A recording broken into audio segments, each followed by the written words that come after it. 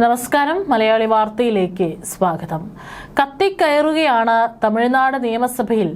ഇപ്പോൾ വിജയ് തമിഴ്നാട് നിയമസഭയിൽ DMK നേതൃത്വത്തെയും മുൻ മുഖ്യമന്ത്രി MK സ്റ്റാലിനെയും ഉദയനിധി സ്റ്റാലിൻ എന്നിവരെയും രൂക്ഷമായ ഭാഷയിൽ കടന്നാക്രമിച്ചുകൊണ്ടാണ് മുഖ്യമന്ത്രിയും TVK അധ്യക്ഷനുമായ വിജയ് ഇപ്പോൾ കത്തിക്കയറിയിരിക്കുന്നത്. അതിന്റെ ദൃശ്യങ്ങൾ ഇപ്പോൾ പല ഭാഗങ്ങളായിട്ട് സോഷ്യൽ മീഡിയയിലടക്കം വൈറലാണ്.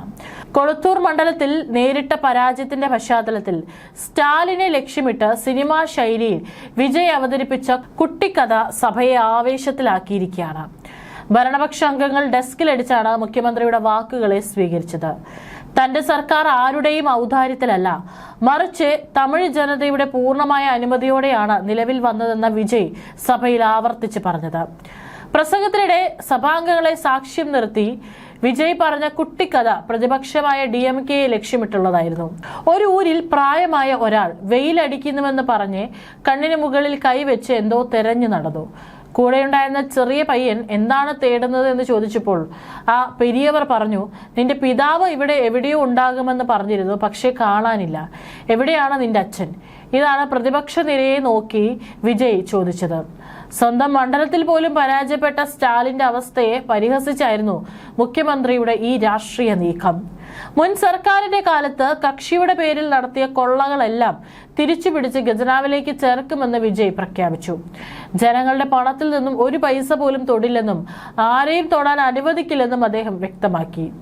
DMK ഭരണകാലത്ത് ടാസ്മാക് വഴി അടക്കം നടന്ന ഫണ്ട് വെട്ടിക്കലുകളെ കുറിച്ചും അന്വേഷണം പുരോഗമിക്കുന്ന പശ്ചാത്തലത്തിലാണ് മുഖ്യമന്ത്രി നിലപാട് കടുപ്പിച്ചത്.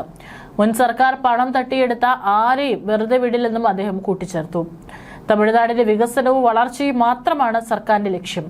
സംസ്ഥാനത്തിന്റെ അവകാശങ്ങളിൽ ഒരു വിട്ടുവീഴ്ചയുമില്ലാത്ത മതേതര സർക്കാർ ആയിരിക്കും TVK ഭരണമെന്നും വിജയ് പ്രഖ്യാപിച്ചു. തങ്ങൾ ആരുടെയും B ടീം അല്ലെന്നും ജനങ്ങളുടെ ടീം മാത്രമാണെന്നും അദ്ദേഹം വ്യക്തമാക്കി. കേന്ദ്രം ഭരിക്കുന്ന കക്ഷിയോട് ആശയപരമായ എതിർപ്പുകൾ ഉണ്ടെങ്കിലും എല്ലാ വിഷയത്തിലും കണ്ണടച്ച് കേന്ദ്രത്തെ എതിർക്കുന്നില്ലെന്നും തമിഴ്നാടിന്റെ തനതായ ദ്വിഭാഷാ നയത്തിൽ മാറ്റമുണ്ടാകില്ലെന്നും അദ്ദേഹം സഭയെ അറിയിച്ചു.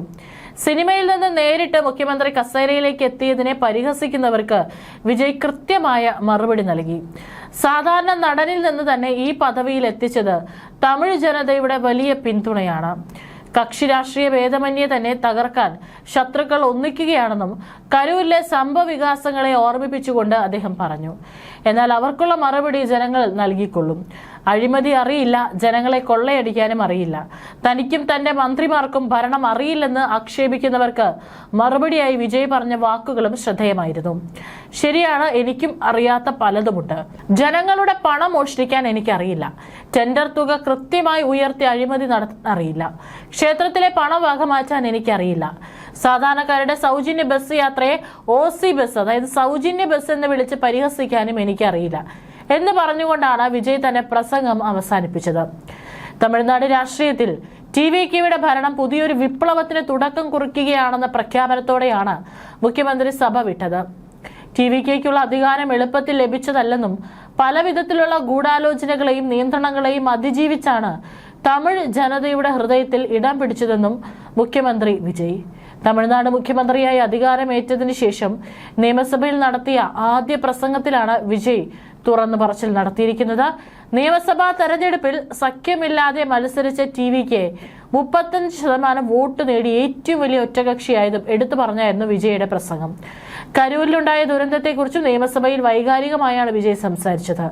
കരൂർ ദുരന്തത്തിൽ 41 പേരുടെ ജീവൻ നഷ്ടപ്പെട്ടിട്ടുള്ള എന്റെ വേദന വാക്കുകൾക്ക് അതീതമാണ്. ഈ വേദന എന്നെ ഒരിക്കലും വിട്ടുമാറില്ല. ദുരന്തത്തിന്റെ ഉത്തരവാദിത്തം എന്റെ മേൽ കെട്ടിവെക്കാനായിരുന്നു ശ്രമം. രാഷ്ട്രീയം ഇത്ര ക്രൂരമാണോ?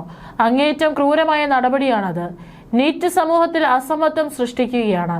ചോദ്യപേപ്പർ ചോർച്ചയും പരീക്ഷാ സമ്മർദ്ദവും മൂലം തമിഴ്നാട്ടിൽ 2 വിദ്യാർത്ഥികൾ ആത്മഹത്യ ചെയ്തു. നീറ്റ് റദ്ദാക്കണം. 12ാം ക്ലാസ്സിലെ മാർക്കിന്റെ അടിസ്ഥാനത്തിൽ മെഡിക്കൽ പ്രവേശനം നൽകണമെന്നതാണ് സംസ്ഥാനത്തിന്റെ താല്പര്യം. തമിഴിലും ഇംഗ്ലീഷിലും ഉൾപ്പെടുന്ന നിലവിലുള്ള ഇരുഭാഷാ നയം തന്നെ സംസ്ഥാനത്തിന് മതി. എൻ്റെ രാഷ്ട്രീയം എൻ്റെ ഒരു കുടുംബത്തിന് വേണ്ടിയുള്ളതല്ല, മറിച്ച് തമിഴ്നാട്ടിലെ ഓരോ കുടുംബത്തിനും വേണ്ടിയുള്ളതാണ്. ടിവികെയും ഡിഎംകെയും തമ്മിലുള്ള ഏറ്റവും വലിയ വ്യത്യാസമായി വിജയ് ചൂണ്ടിക്കാട്ടുന്നത് ഇതാണ്. കുടുംബ ഭരണത്തെയാണ് ഡിഎംകെയുടെ രാഷ്ട്രീയം ഒരു കുടുംബത്തിന് പ്രാധാന്യം നൽകുന്നതാണ്. എന്നാൽ എൻ്റെ രാഷ്ട്രീയം തമിഴ്നാട്ടിലെ ഓരോ കുടുംബത്തിനും വേണ്ടിയുള്ളതാണ്. 1967 CN അണ്ണാദുരൈയുടെ നേതൃത്വത്തിലുള്ള ഡിഎംകെയും 1977 MGRന്റെ നേതൃത്വത്തിലുള്ള AIADMKയും സാധാരണക്കാർക്കായി സർക്കാർ രൂപീകരിച്ചതുപോലെ 2026 വിജയിന്റെ നേതൃത്വത്തിലുള്ള ഈ സർക്കാരും സാധാരണക്കാർക്ക് വേണ്ടിയുള്ളതാണെന്നാണ് വിജയ് എടുത്തു പറഞ്ഞിരിക്കുന്നത്. അതായത് കൃത്യമായിട്ട് രാഷ്ട്രീയം അറിയില്ല, അല്ലെങ്കിൽ തങ്ങളുടെ ഭരണകക്ഷിക്ക് ഭരിക്കാൻ അറിയില്ല എന്ന് പറഞ്ഞവർക്കൊക്കെ തന്നെ കൃത്യമായി കുറിക്കുകൊള്ളുന്ന മറുപടിയാണ് ഇന്ന് വിജയ് സഭയിൽ അവതരിപ്പിച്ചിരിക്കുന്നത്.